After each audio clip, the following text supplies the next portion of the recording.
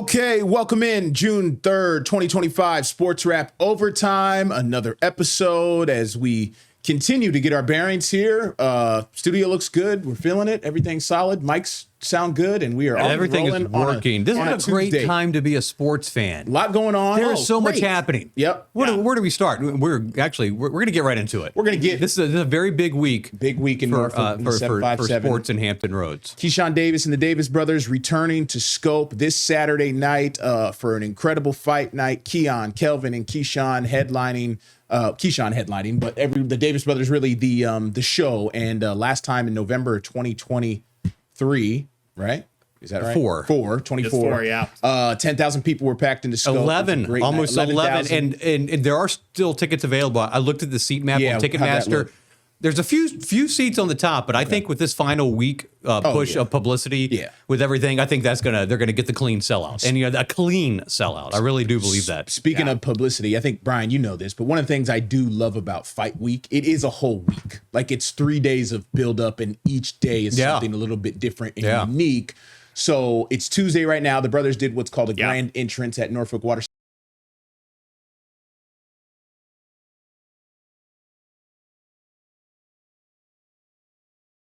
Popping. Guys are in there talking. There's a lot of cameras. There's a lot of energy. Looking forward to that on Wednesday. Thursday, official press conference. You never know what's going to happen at a press conference. They got to hype it up. They're going to get in the face. We'll talk about the opponent, actually. Yeah. Edwin De Los Santos. Mm-hmm. Yep. He has a 16-2 record. Yep. He's a southpaw. He is a southpaw. I saw that. 25 years old. Here's what I find very interesting about this fight. His last fight was in 2023, December of 2023, and he lost to Shakur Stevenson. Yeah, right. He hasn't fought since. Yeah. Vegas has Keyshawn as an 82% favorite to win this fight. So he is a heavy favorite. This is almost one of those title defenses to kind of keep building that resume.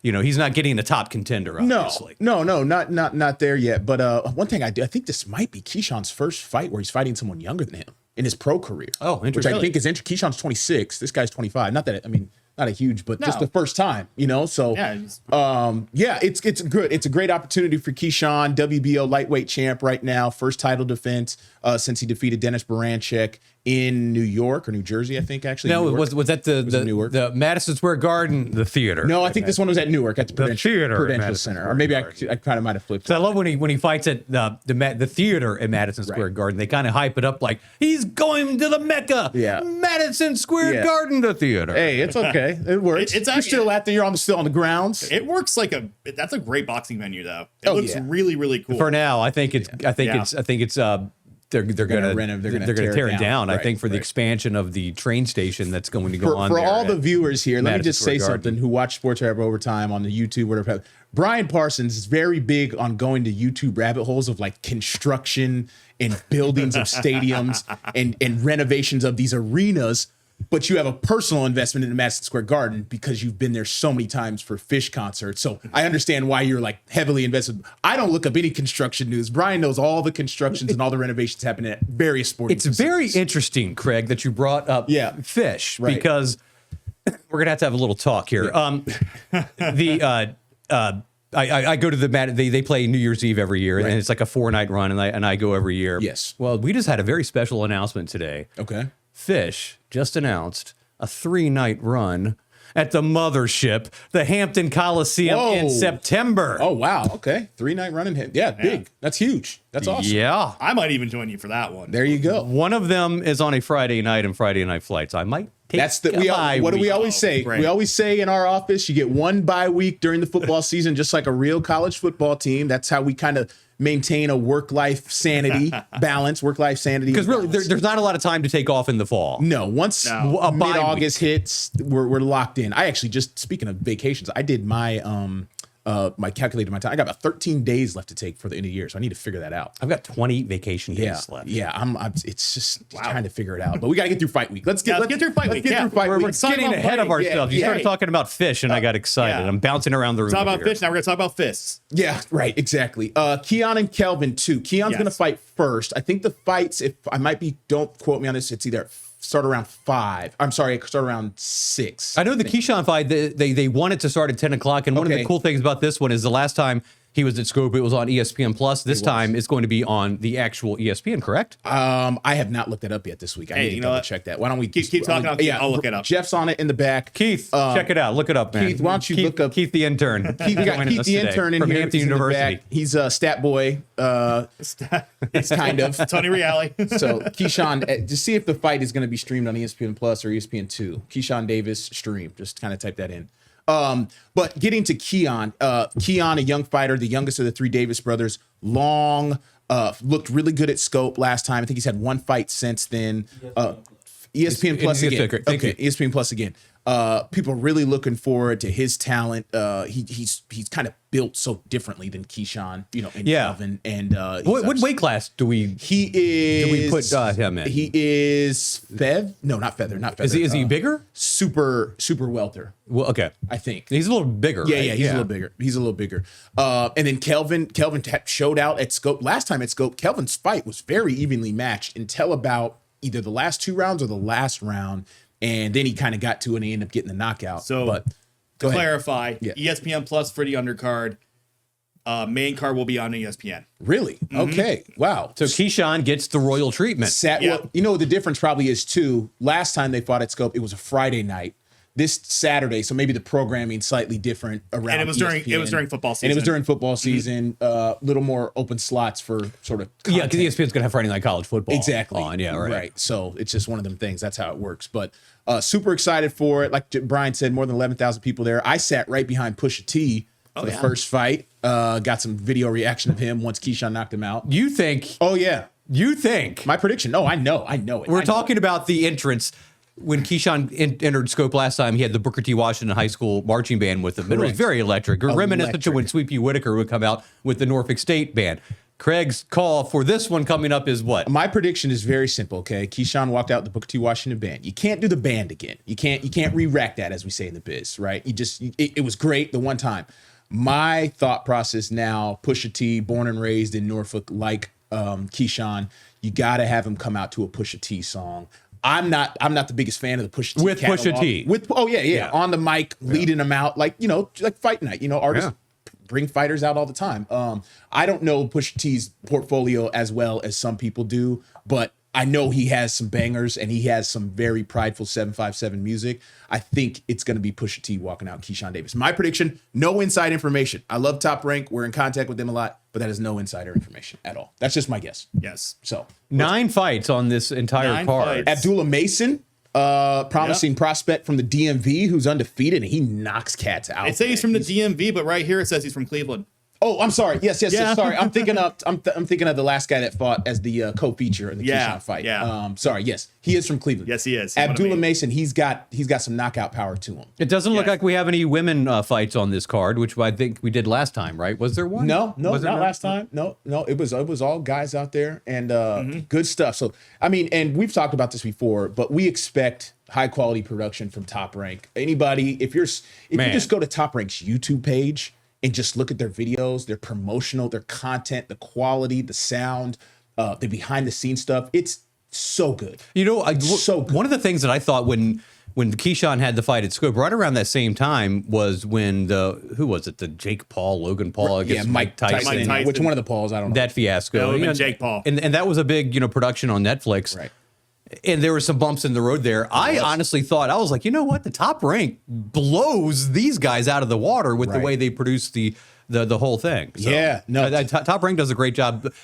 They've been in the game a long time. And they hire great people. Yeah. And it's going to be a good deal there on Saturday night. Yeah. Top Rank does a great job. They're super friendly to everyone in the media. They want anybody there. Not everybody, I should say. They want us there with the camera. They're very welcoming. And then they just set it up. They do it right. They build it up right. They're organized. And in our business, you need someone. Shout out to Evan Korn, who is organized, on time, prepared for all things, prepared for all curveballs. And shout out to Top Rank. They really do it right. So very excited. This is going to be my first time going to one of these things. Yep. So I am very, very excited to see what this is all about. And not to mention, it's also Harborfest weekend. Okay. Yeah. So downtown Norfolk is going to be electrified coming up on Saturday night. Yeah. I do want to mention something funny, and this will make Brian laugh. I think the last time Keyshawn fought at Scope, I had a very specific request from the city of Norfolk. It didn't get done before the fight, but it has been done since. You remember about Scope? Does it have to do with internet connection? No. Internet connection was actually fine. It was fine. It was power washing Scope. Oh, yeah, that's right. They did.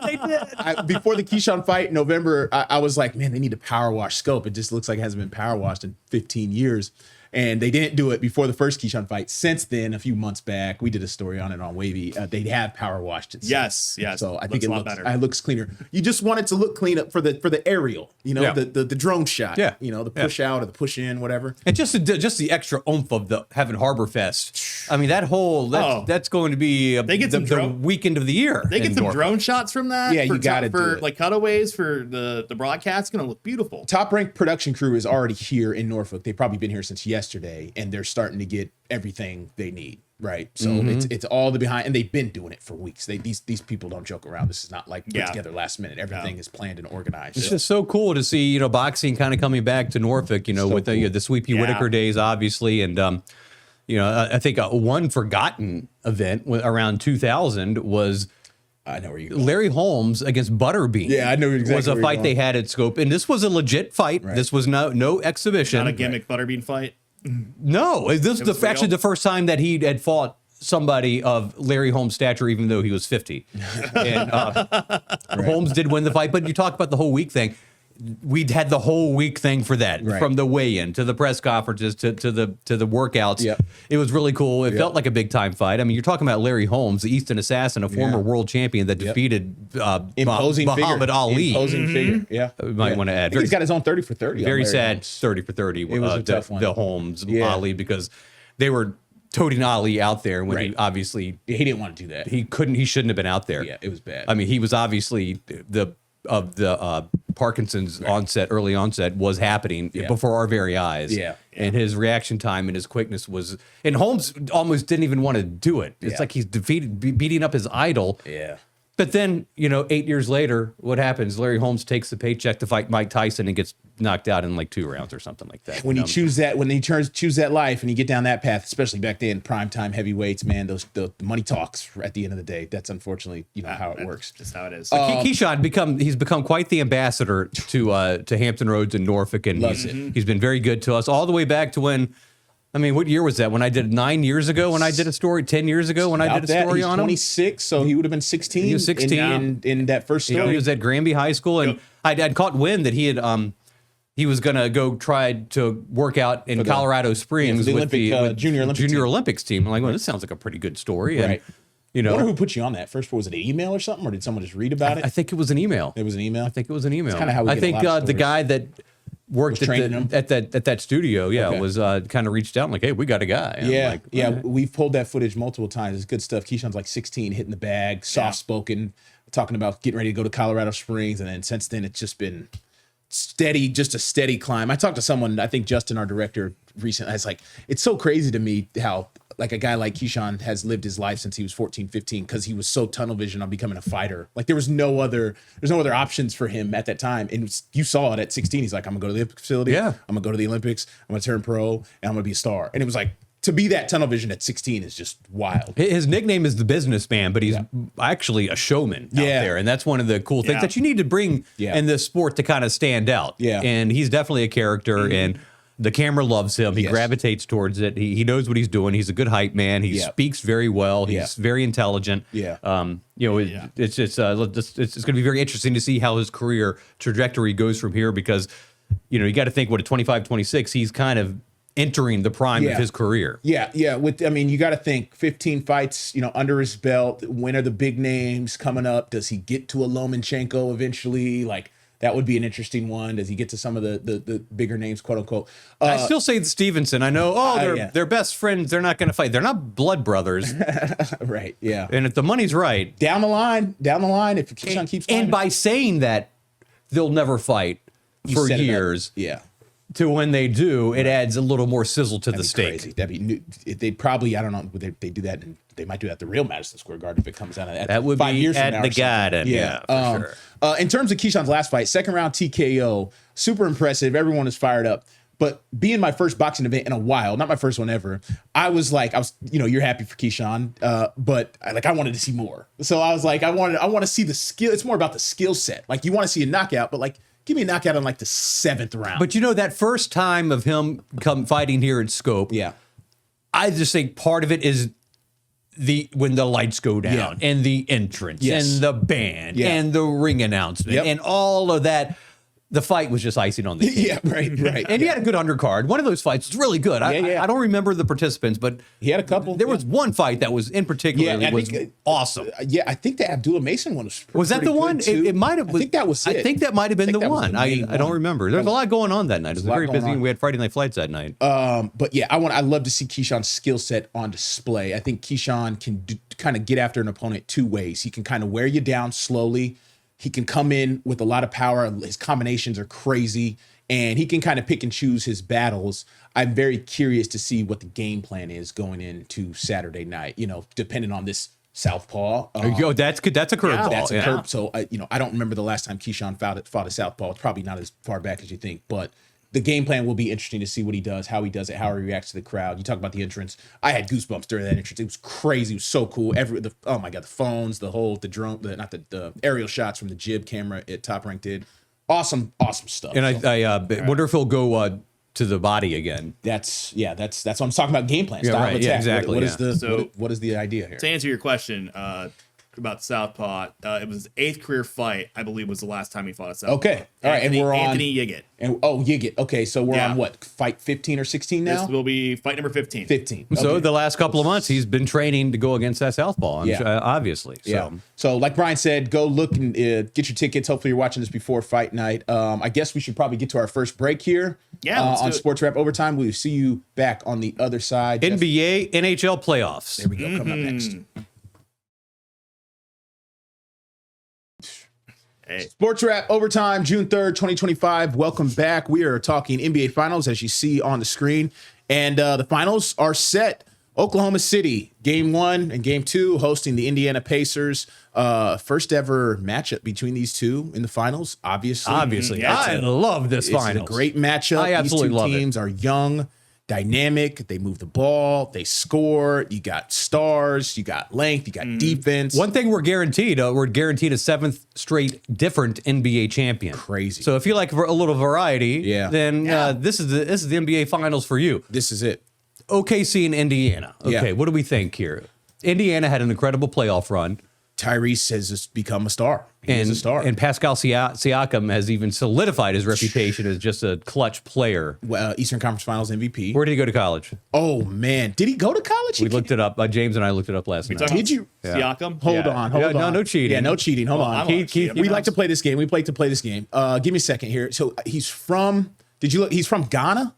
I think is he Cameroon? Oh, Cameroon. Sorry. Okay, he's from Cameroon. He did go to college in the States. He went to college in the States? Mm-hmm. Okay, let's do this. This is a game we play in the office. All right, because when you're really flying blind, you need one clue. Is there one clue without giving it away? The clue I can give, this school is now a member of Conference USA, but not when he played in it. Oh my gosh, Conference USA's had so many changes. Oh God, he didn't go. He was in the WAC. Oh my goodness, in the WAC. Mm-hmm. So that's like Boise State and stuff. Gosh, and they're in Conference USA now. Yes. Yeah. I don't know the conference realignment as well as Brian, dude. What did Jeff? You got a guess? Oh, you already looked it up. I already have it. Dang it! It is New Mexico State. Okay, yeah, I wouldn't have known. New Mexico State. The logo with the guy with the mustache and the. Oh yeah, the Aggies. New Mexico State Aggies. That's crazy. They do a really good job of recruiting overseas. They always have. Yeah. Interesting. Right there. It's right there near UTEP. Yeah. It's El Paso and New Mexico State. It's a big rivalry. They're right there. He would have played Was he a 4-year guy? He played. No, he left after his sophomore year. Yeah. So he was a good guy. WAC player of the year. Yeah. Oh, okay. Yeah, he was under Marvin Menzies. Okay. Shout out to Pascal Siakam, 2019 NBA champ with the Raptors. Eastern Conference Finals MVP. What do you think about that? Do you think it should have been Halliburton, or are you guys good with Pascal Siakam? I think Halliburton didn't get it because he had one slump of a game, and Pascal was more consistent. But considering Halliburton's that one game where he went nuts, and then the go ahead or the tying shot, like I thought Halliburton kind of deserved it. Each series, Halliburton has had a game tying or go ahead bucket in the last 5 seconds in each series. Unbelievable. Yeah, all 3 rounds. That spells clutch to me. Yes. Super clutch. Super clutch. He wants the ball. Yeah. And he has a high percentage of making those shots at the end. It's crazy. He's a true superstar. And he's building the resume to become one. Yeah, absolutely. And he's you know what's funny about him? It's like the mannerisms in which he plays. It's kind of unique because he's got an odd looking jumper. He's not like super explosive. Like he is explosive. I mean, it's relative, but you know what I mean? It's not like hyper explosive, crazy vertical, but it's smooth. He's a smooth player. And he's just, that's the only way I can describe it. It's like smooth, but also kind of weird looking at the same time. And he's a character too. Oh, yeah. He plays it up, which you love it or hate it. Yeah, I think he's getting some advice from Reggie with all this stuff, like his antics and he's also a Reggie Miller, and he is a wrestler. He's a wrestling fan. Yeah, he that's what he does. I mean, I've seen that. Yeah, and he got invited Triple H to the last game. He showed up. But to have the awareness in the moment, when he hit the shot that bounced up 10 feet in the air and fell down, right? To have the situational awareness in that moment, to do the choke sign, to even have that cross your mind in that moment. It's crazy. He said he had it. He was waiting for a moment to use it. But even like me, I would forget in the moment. You know what I'm saying? Like for him to do it, I guess it was just the opponent. Yeah, we got to get to OKC. Is an absolute juggernaut. I got some numbers here. You want to hear this? Yeah. Okay, so far this season they're 80-18 if you count the playoffs. Correct. 80-18. Unbelievable. 43-7 on their home court. Okay. 61 games decided by double digits, which I believe is an NBA record. Right. 28-2 versus the Eastern Conference. That's crazy. They lost a game to Milwaukee and they lost a game to Cleveland. All season. 28-2 against the East. Yeah.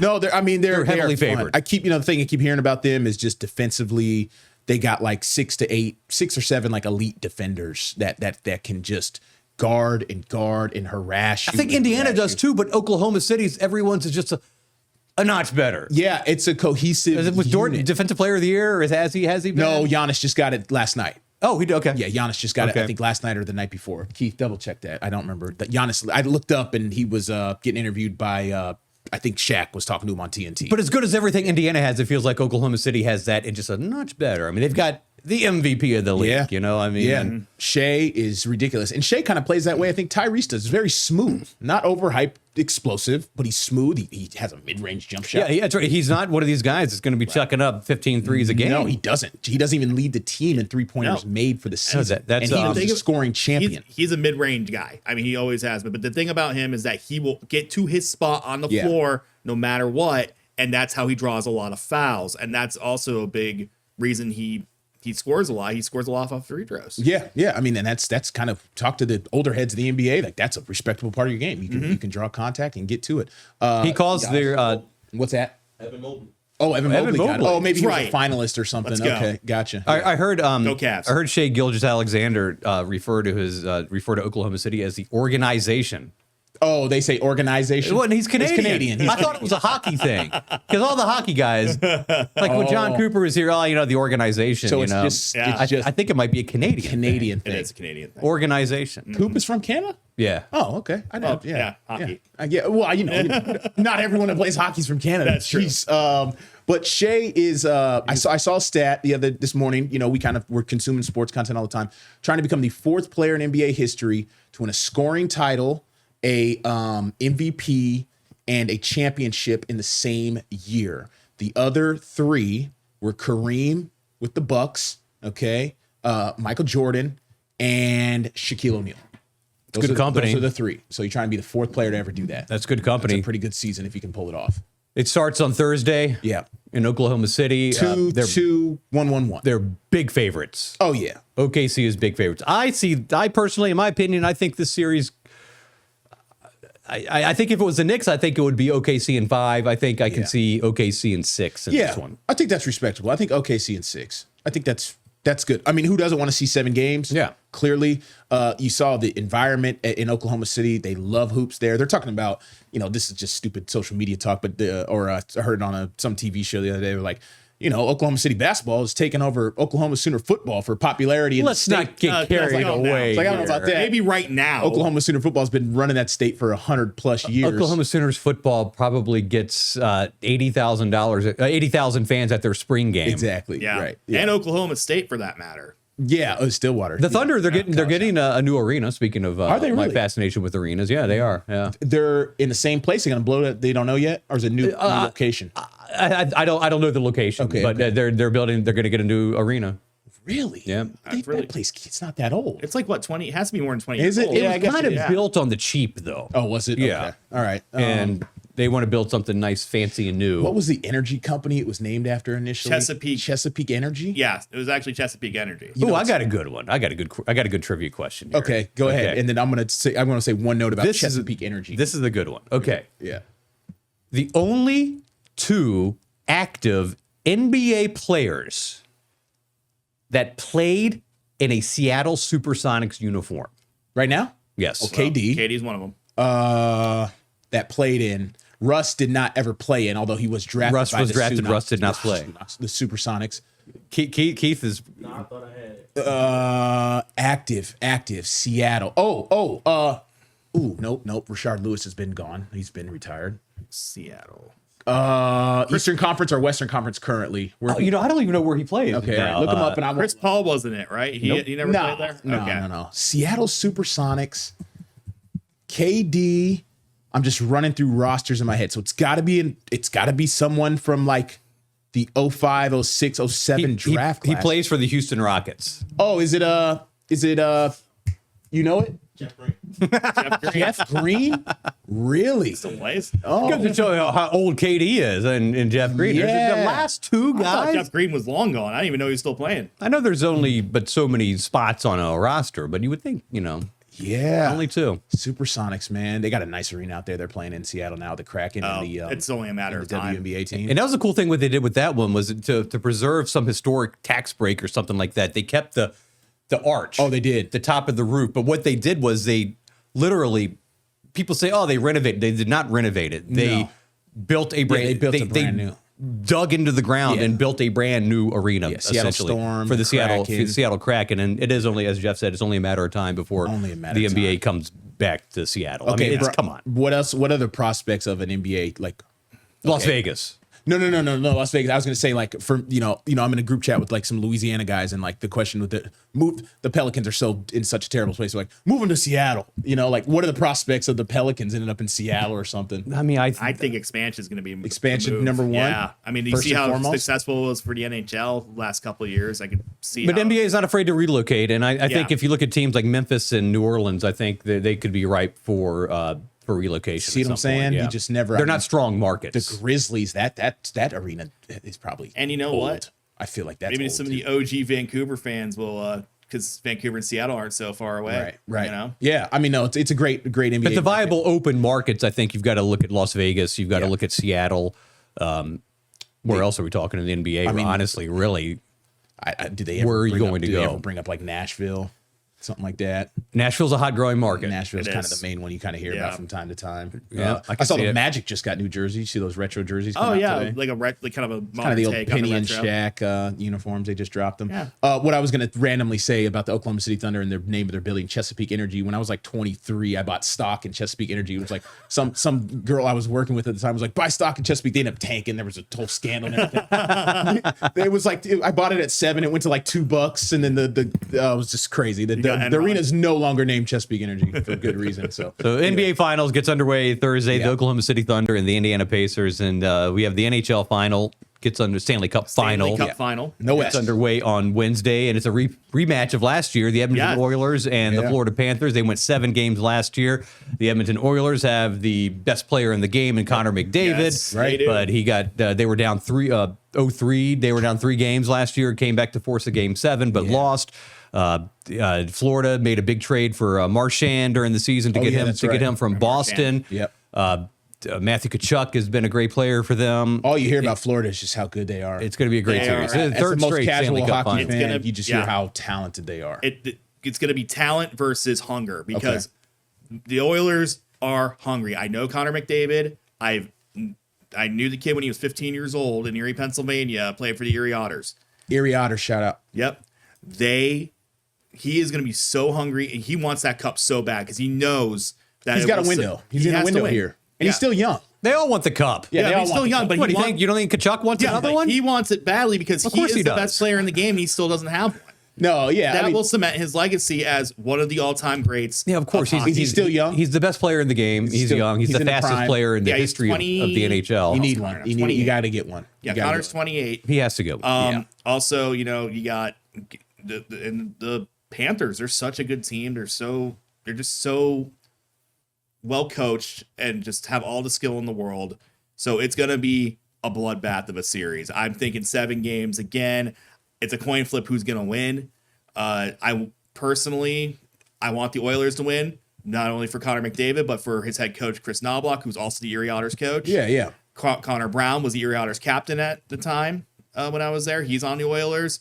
And another guy I interviewed, Aaron Ekblad. He's the captain, or he was the captain of the Florida Panthers. So, a lot of... I'm going to count on Brian and Jeff to text me and tell me when to tune into these games. I'm not locked into the NHL schedule. Like your third period. Hey, we got a tie game. It's tied up. It's crazy going down the last few minutes. Then I will tune in. It's but you talk about obviously Connor wants to win the cup. Well, yeah, I mean, but I tell you, who really wants to win the cup, and they have no say in how it's going to play out, are the Canadian fans for sure. And I think and I think that speaks for all the Canadian hockey fans that are probably frothing at the bit to have a Stanley Cup come back to the Great White North, and it hasn't happened since 1993 when Montreal, the Canadiens, won. But here's the funny thing about these Canadians: you think they're nice and calm and cool, they're all polite and nice. But when Montreal won the Stanley Cup in '93, they rioted in Montreal. The following year, when Vancouver lost in the Stanley Cup final to the New York Rangers, they rioted. And they did it again in 20. When Vancouver lost again. Vancouver lost to the Bruins. So I don't think Edmonton rioted last year, did they? I don't think they did. No, they're much calmer. But these Canadian fans, it's like they riot when you win, you riot when you lose. They care. Hold off on the rioting, please. 1993, that's crazy to hear. That's wild. 32 years. I guess that's when they beat Gretzky and the Kings. They beat Gretzky and Melrose and the Kings. It's like the whole country now. Even if whatever the biggest rivalry in Canada is, like whatever that too, like even they can root for their rival to bring one back to Canada. Even Calgary's probably going to be kind of rooting for the Oilers. Right, here. exactly. That's what I'm talking about. Well, I mean, they drink the same water. It's kind of like when Old Dominion was in the CAA with George Mason and VCU, and it's like, as an ODU fan, you don't like Mason or VCU, the brand. I'm not talking about the guys. No, never. Just the brand. Yeah. And so then VCU and Mason, they go on their Final Four runs, and as it continues to go, it's almost like, hey, they're one of us. Yeah. VCU's one of us. That's our rival. We don't like them on the court when it comes down to it, but at least those are the guys we battle against. We go to war with those guys, and so we want now we're behind you to get this, finish this off. For the CAA. Those CAA days, man. That's just long gone, but what a time. Yep. What a time that was. No doubt about it. Stanley Cup final, Wednesday, game 1. How do they do it? Do they do 2-2? What do they do? Do they do 2-3-2 in hockey? Any idea? What do they do? They used to do 2-2-1-1. Check out the format. Stanley Cup final format, Keith. Series format, I guess. Because in basketball, I never liked the 2-3-2. I don't either. I thought that was, especially in the NBA Finals in the 90s, 3 straight games at home. What an advantage. It is 2-2-1-1-1. Oh, okay, good. And this is the furthest between 2 sports franchises in all professional sports. Really? For the second year in a row. Yes. Oh my gosh! Edmonton's up there, man. Okay. Alberta is up there. Interesting. So, and then Sunrise, Florida. Brian gets mad at me. I was supposed to go to a concert in Sunrise, Florida a couple years ago. I was ready. It was J. Cole and Lil Wayne, and I was down there hanging out with my buddy who lives in Boynton Beach, and we were like tired, and we're like, I'm not going to this concert, and I bailed. I sold the tickets. I should have just went to go see the arena at the very minimum. I bailed on it. At least you got your money back. Got the money back. Lil Wayne's coming to Virginia Beach, by the way. Is he really? Yeah, in August. No way. Announced today at the amphitheater. Yeah. Oh, sweet. Right down the street from me. I believe it's August 3rd, I believe. Something I'd be very so curious. You're coming right up. What songs Lil Wayne does at Virginia Beach Amphitheater, like, because his catalog. Does he have a new album out? That's my question. I don't know. My listening to new Wayne music days are long. Or is this a greatest hits? That's what I'm saying. Like, is it a greatest hits? Hope sort of so thing? at this point. I would hope it's the greatest. Well, that's how you sell the tickets. That's how you make the money, by doing the greatest hits tour. I used to know every lyric on all his mixtapes and everything. But yeah, that's crazy. Good for Virginia Beach landing that. That wasn't cheap. No. Rock Nation? Absolutely not. Oh, no. Rock Nation? I'm going to Kesha later this year. Okay. That's going to be fun. What's that? Going to Kesha later this year. Kesha? Yeah. Oh, she's like R&B? Kesha? Yeah. I don't know. I'm so unplugged with music. Pop music, like, okay. Kind of like our college years. Oh, okay. All right. Well, shout out to Kesha. TikTok. I'm not plugged in. You're not plugged in. All right. Yeah, what do you got? Do you have any concerts on the horizon, Craig? No, man, Brian, I'm not a music guy, man. I don't seek out the concerts. I don't know why. I've never been. I went to 50 Cent at the Virginia Beach Amphitheater, and I felt robbed because he promoted it as the 20-year Get Rich or Die Trying anniversary tour. So when you say it's the 20-year anniversary of Get Rich or Die Trying, one of the greatest rap albums ever, I want to hear every single song from that album start to finish. He did like 3 songs from the album, and the rest was other hits from other albums. I'm like, I felt robbed when I was like, man, what is it? I didn't hear all the songs I wanted to hear. What False advertising. It was like, how are you going to advertise it? 20 years, Get Rich or Die Trying? Terrible. So that was the last concert I went to, 2023. But before Fish and Hampton, I'm going to see them a couple of nights in North Charleston, South Carolina. North Charleston is different than Charleston, or is it north? Yeah, just slightly north. Oh, okay. They have a nice arena there. That's where the ECHL team plays. Okay. Harbor Fest has some good lineup this coming up this week. There we go. I'm taking off Friday to see Lettuce and Karina Reichman. Okay, which would be good. Then look at us. We got Stanley Cup final NBA players, and we're talking music. Don't get Brian started on the music. You know what? Let's take a break and then we get right back into it. Yeah, we'll come back on the other side after this break. Sportswrap Overtime. Final segment of Sportswrap Overtime on June 3rd, 2025. Sort of odds and ends as we finish up the show. We got a few more minutes. Right now, just a couple things, to mention, no matter when you're watching this. Virginia Wesleyan playing in the College World Series, D3 College World Series in Bloomington, Illinois. They lost game 1 today to Trine University 8-1. Brandon Elliott and his team have to win 2 to try to win a 4th national championship since 2017. Rooting for them out there. Yeah, and they play tomorrow. Hopefully they'll play 2 games tomorrow, because if they lose that first game, then championship goes to Trine. Yeah. So Wesleyan will need to win 2 games, and I guess it's been you talked to Brandon Elliott yesterday. Yeah. Oh my gosh. You had a Zoom conversation with him before the big game, and I guess it's been a lot of turbulence. Yeah, none of that stuff would make air, but he wouldn't mind me saying Wesleyan, he told me their trip to Bloomington has been full of logistical travel, food nightmares, hotel nightmares, like AC not working in certain rooms type stuff. Like ran out of food for the opening ceremony, so to speak, for Division III softball. By the time Wesleyan came around, because they did it in alphabetical order, the teams, they were like the last team. No food at the banquet. Had to go get food ordered. Chick-fil-A 9:30 at night. Girls are it's been a nightmare. So they're trying to overcome the odds off the field to win this thing.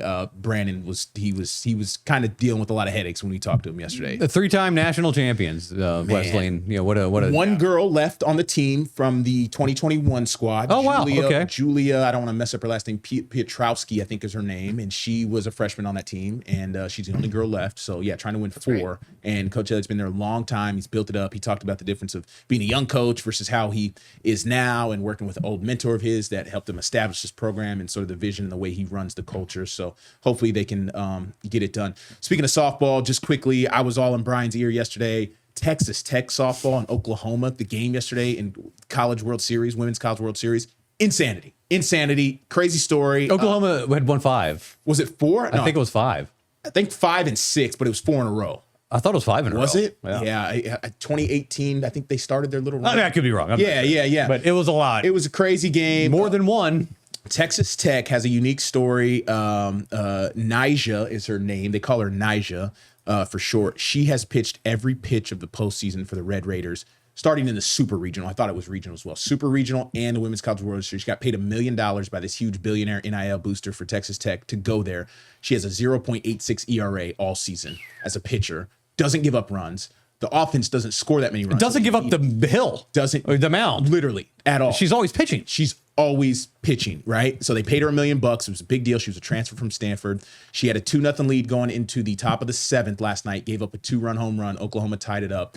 Texas Tech came back in the bottom half of the 7th inning, scored one across on a sac fly and walked off Oklahoma 3-2. Now Texas Tech plays Texas. It was just high drama. If you watch that, Oklahoma City, that softball stadium is very cool because it's tight. They pack it out.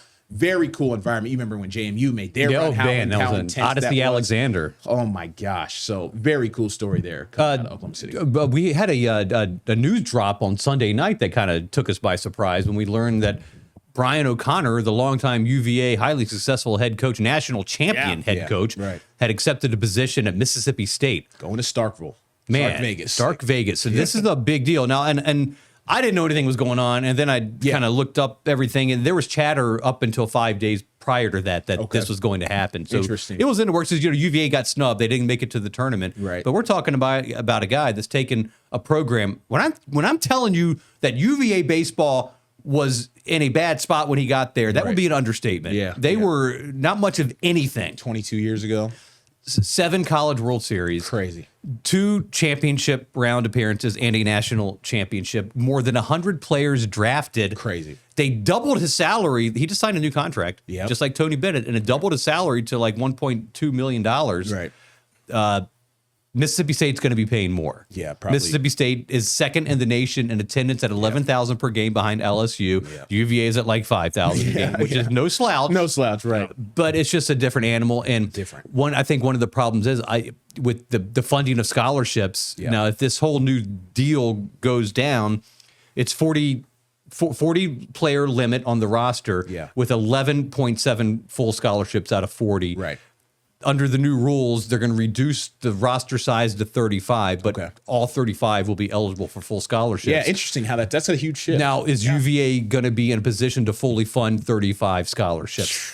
That's a question that probably came to Brian O'Connor's mind, and the AD probably did not have an answer for that. I watched his exit interview after they didn't get selected on Selection Sunday, so I guess it was that Monday, and he had some pretty he's pretty transparent with the media. He likes talking to media, and he just said, it's like, because they were asking about the SEC qualifying, like whatever it was, like 14 of the 16 teams or whatever, and he goes, it's just a different monster, different. And he mentioned resources, so he's privy to how things work and what goes on and the direction sort of things are going with all Brian just mentioned, and it's just a reality, man. Not everyone's on a level playing field. That's life. That's college athletics. Mississippi State, like you said, 11,000 people. I've been to that field. Dudy Noble is one of the nicest baseball stadiums you will ever see. Try to wrap your heads around this. This is basically saying Harbor Park is sold out every time they play. That's the equivalence here. That's crazy. Equivalency here. Yeah.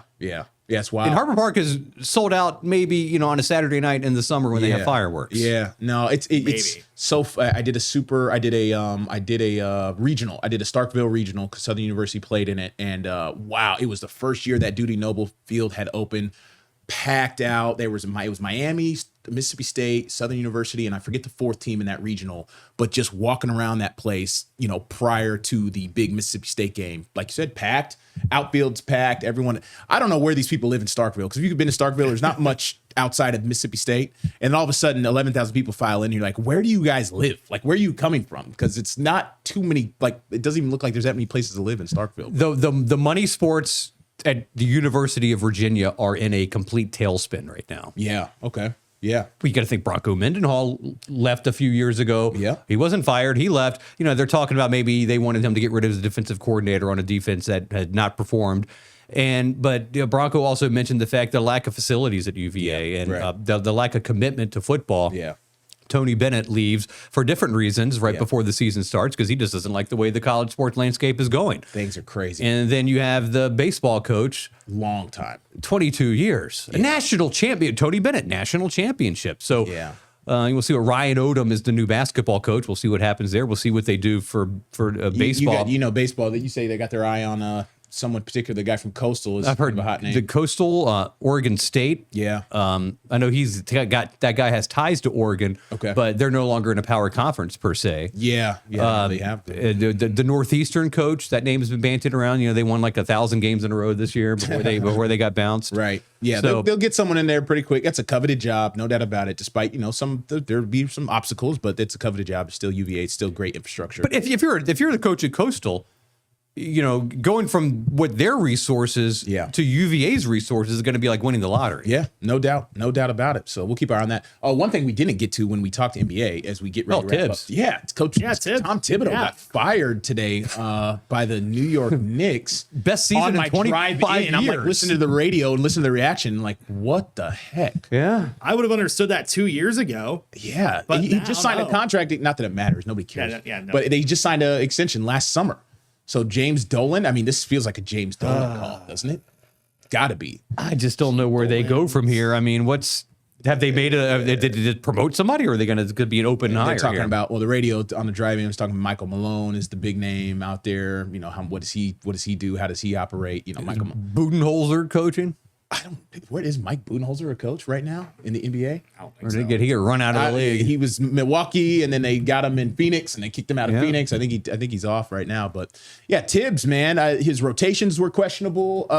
His depth, he was only playing like 7 guys, and guys were questioning that. But you made the Eastern Conference Finals, and you took the Pacers to 6 games. Like, how about you just work on, in my opinion, you work on roster construction, like maybe get another defensive wing or a guard in there to help Jalen Brunson. They need some defense. You got Karl-Anthony Towns was terrible on defense. Like, I don't know.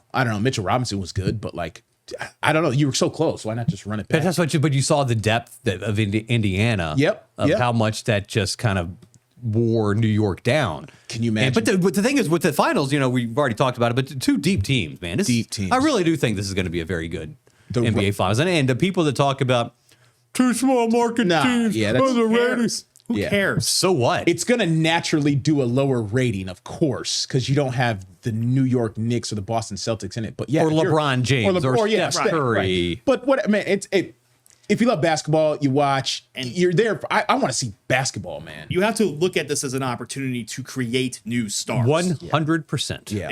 That's just how if you love basketball, you're going to love this. Yeah. Speaking of stars, the rumor mill swirling Giannis to the Knicks would be pretty interesting. That would be crazy. But Tibbs would be like, "What? They'd have to give up so much." You're firing me now? I think we've seen this big star go to a team and then you lose all your depth, which they don't already have, and it just doesn't work out. I'm not a big fan of that, man. I hope those days are over. Like, build through the draft, get some depth. It feels like find some diamonds in the rough. Like, we don't have any super teams anymore. The NBA doesn't want that. They don't want that. The new CBA kind of prevented that. And OKC and Indiana, neither one pays the luxury tax. There you go. That's awesome. Literally, if you want to talk dollars and cents, that's a great example of it. So, all right, we're on time. We are going to get out of here and get to work for the rest of the day. Look out for all our high school spring sports coverage on wavy.com. We got a lot of games coming up. Brian's been to baseball. We got lacrosse. We got soccer. Very special moment last night with the Hampton Crabbers earning their first state tournament appearance in 35 years. The coach, Matt Mitchell, was born in 1990. Back then, his late father, Danny, was the head coach. Hampton High School Hall of Famer, his father was, with football and basketball as a coach. So it was a very emotional game last night, and we kind of want to see what they can do on a run. First good year in a long time for the Hampton Crabbers baseball team. So check all that coverage out on wavy.com and the Wavy YouTube page. We're going to sign off for Sportswrap Overtime. For Brian Parsons and Jeff Snyder, I'm Craig Loper. We will see you next time.